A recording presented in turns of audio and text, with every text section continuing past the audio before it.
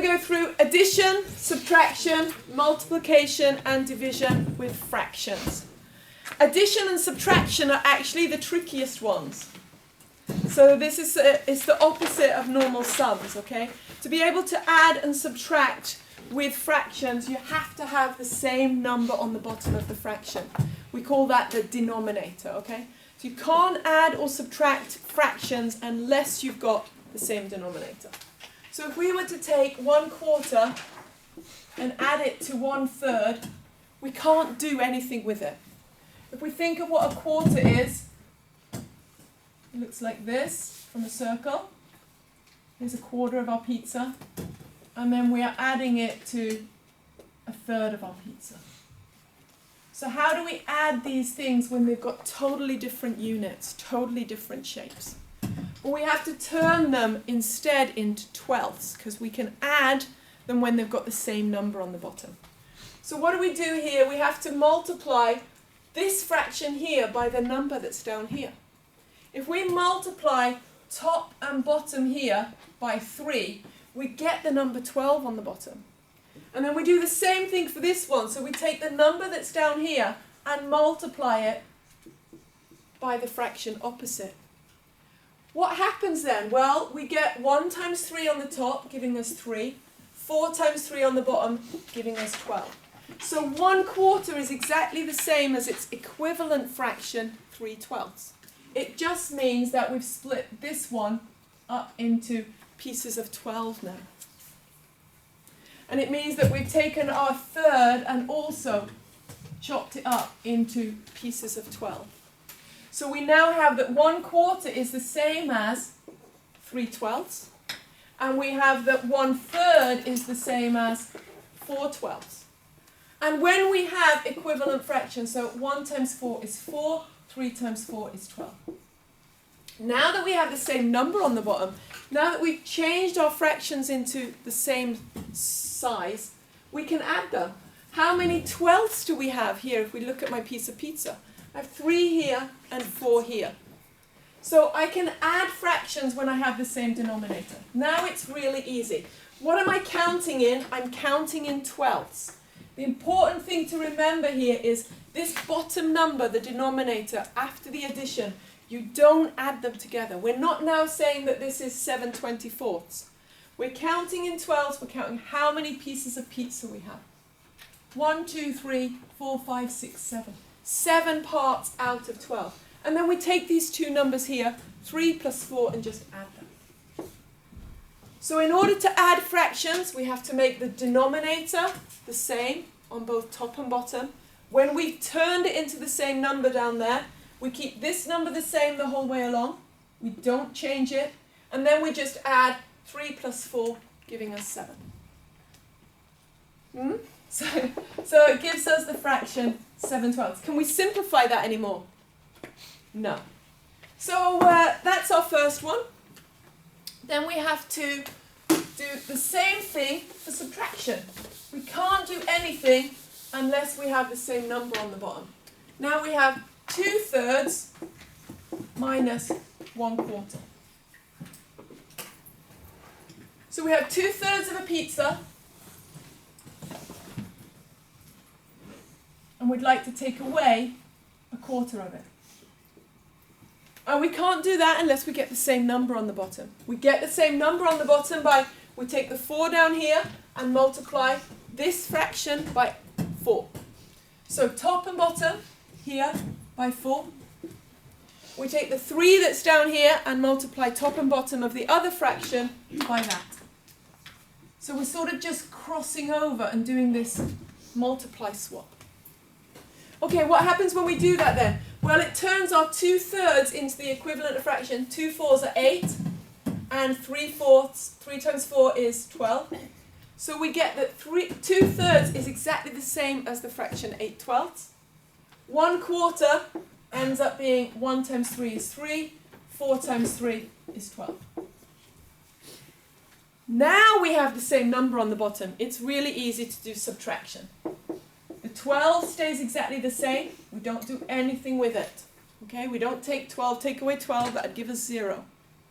So when we're adding or subtracting fractions, the denominator stays the same in the answer. Then we get 8 minus 5, which is 8 minus 3, which is 5, giving us the answer 5/12. Can we simplify that? No. What if we got the answer 6/12? What would I expect you to do then? James? Divide by 2. Or make it 3. Divide by 2 you could have done, but it would have been much easier if you divided it straight away by top and bottom by 6. Giving us 6 divided by 6, 1, 12 divided by 6, 2, giving us a half.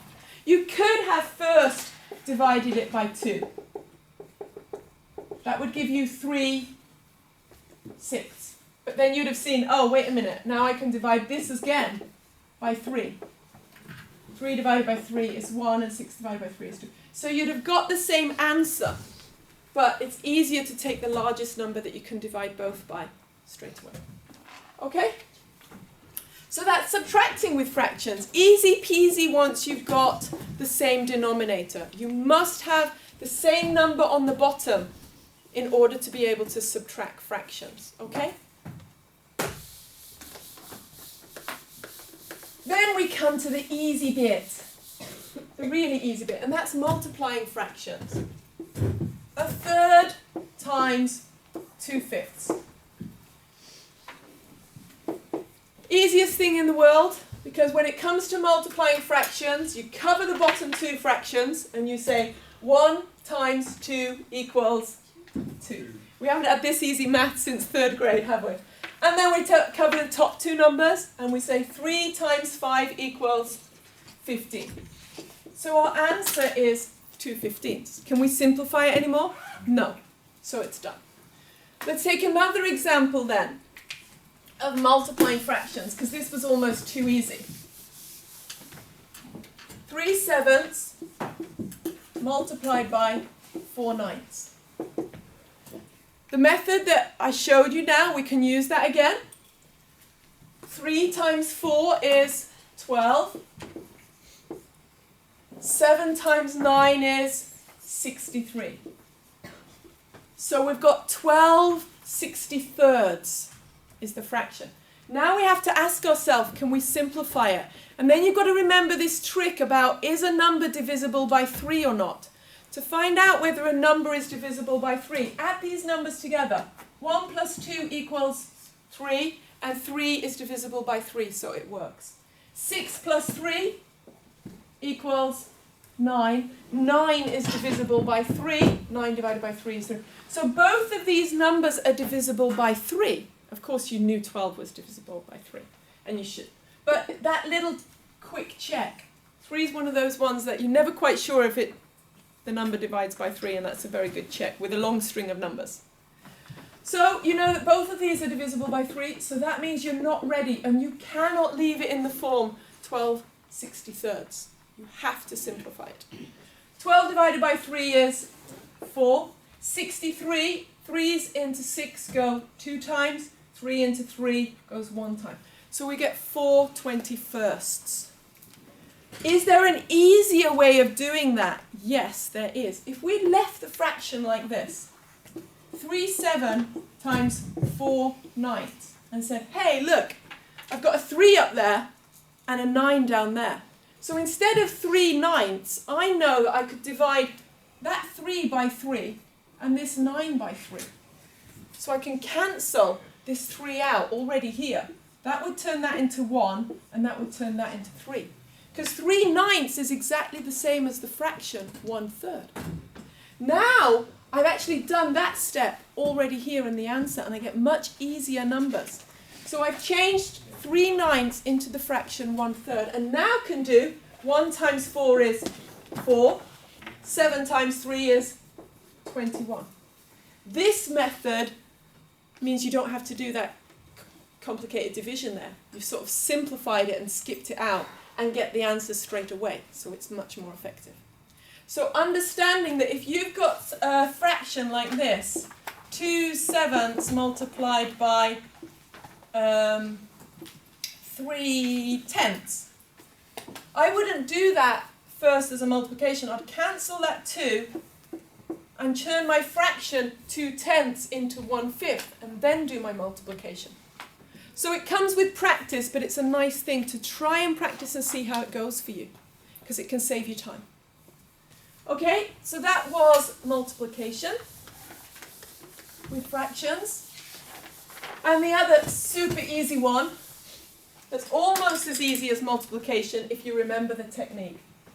3/4 divided by 1/3. How on earth do we do division with fractions? Okay, we know that if we'd had the number 0.75 and we'd divided it by 1/3, 0.33333, it would be pretty hard, wouldn't it? Because how are we going to get rid of this decimal point down there? We'd probably have to approximate it to 0.333, which means we'd be dividing by 333 when we then multiplied it by 1,000. So it wouldn't be very good. But with fractions, it's really easy. So when you've got a big recurring fraction like that, recurring decimal like that, keeping it in fraction terms makes it really easy. How do we divide with fractions? We keep the first number the same, 3/4. We turn this divide sign into a multiply and swap the 3 and the 1 and turn them upside down. So we turn the divide into a multiply and then do that. Okay, what happens then? Well, we get a multiply now. 3 times 3 is 9. 4 times 1 is 4. So we get the fraction 9/4. Are we allowed to keep it like that? No, it's a top-heavy fraction. What do we have to do? Have to divide 9 by 4. 4's go into 9, go 2 times, 1 left over. So it's 2 1/4, which we know is 2.25. So instead of this quite complicated recurring decimal, we actually did it quite easy by keeping it in fraction form. Nice simple number, 2.25. Got it? Division with fractions. Change the divide into a multiply, swap the number after the divide sign upside down. It's extremely important that you don't switch that one upside down. You have to do the number after the divide sign. That's the one you switch upside down. Wow. Because you get totally the wrong answer. Imagine if we said, let's try it. We're trying to do 3/4 divided by 1/3. We know it's going to give us the answer 2.25. We can test that in our calculator. What if we'd done it the other way around? If we'd done it the other way around, we'd be doing 4/3 times 1/3. If we'd swapped that one around by mistake, then we'd get the answer 4/9. So we'd be getting totally the wrong answer. So it's super important that you make sure that it's the second one, the one after the divide sign, that you turn upside down. Yeah?